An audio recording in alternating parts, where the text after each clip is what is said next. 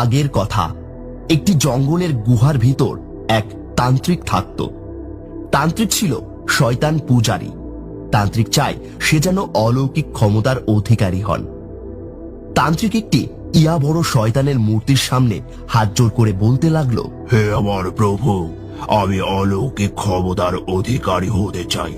আমি কিভাবে হব প্রভু, আমাকে কিছু বলো। এই ব্যাপার, তাহলে শোন, এই নে সোনালী মূর্তিটি।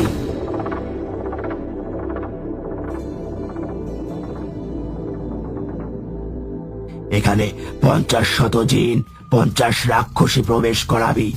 অতঃপর এদেরকে পশু পাখির রক্ত খাওয়াবি।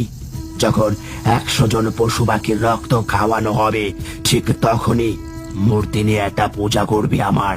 তাহলে তুই অলৌকিক ক্ষমতার অধিকারী হবি। আচ্ছা প্রভু, আমাকে একটা মন্ত্র শিখিয়ে দাও। আমি আমি কিভাবে জিন ও পরীকে মূর্তির ভিতর প্রবেশ করাবো? অবশ্যই। জিন, রাক্ষসী, আয় আয়, প্রভু তোমায় ডাকছে, মূর্তির ভিতর পড়ছে।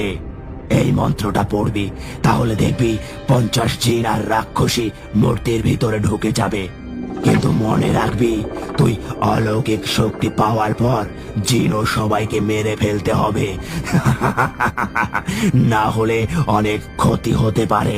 শয়তান প্রভুর কথা মতো তান্ত্রিক 50টি জিন ও রাক্ষসী মূর্তির ভিতর প্রবেশ করালো। এরপর তান্ত্রিক তাদেরকে 100 জন পশু পাখির রক্ত খাওয়ায়। আমি আজ অলৌকিক ক্ষমতার অধিকারী হব। এই শয়তান, প্রভুর পূজার আয়োজন কর। এরপর শয়তানের পুজোর আয়োজন করা হলো।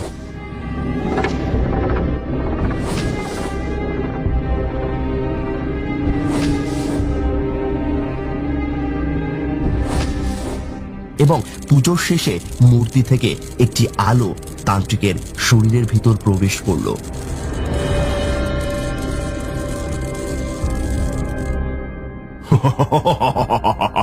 আমি অলৌকিক ক্ষমতার অধিকারী। অতঃপর তান্ত্রিক সকল ধরনের জিনকে শয়তান প্রভুর কথা মতো মেরে ফেলল। কিন্তু তার মধ্যে মূর্তির ভিতর একটি রাক্ষসী থেকে গেল।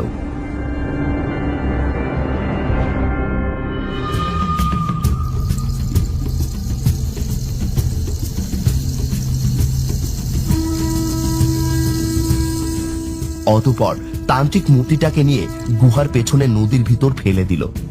মূর্তিটি নদীর ভিতর ফেলতেই পানিগুলো কিছু সময়ের জন্য কালো হয়ে গেল।